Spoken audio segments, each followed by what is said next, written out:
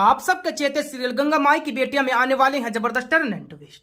गांव की ठकुराइन दुर्गा देवी जो शो की मुख्य विलन है, गंगा माई से बदला लेने की फिराक में है। ठकुराइन जी ने किसी को गंगा माई की मुश्किल से खरीदी हुई जमीन पर कब्जा करने के लिए भेजा है। आने वाले एपिसोड में गंगा माई अपनी और अपनी बेटियों की आजीविका के लिए अपनी जमीन को बचाने के लिए ठकुराइन जी से सीधा टकराव करेगी।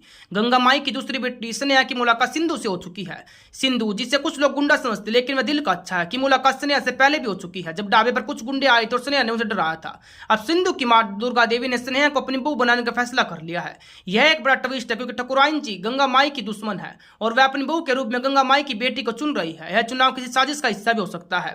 स्नेहा और सिंधु के बीच की नोकझोंक भरी मुलाकातें रोमांच से बदलेगी, लेकिन उनकी शादी की राह में ठकुराइन जी सबसे बड़ी बाधा बन सकती है।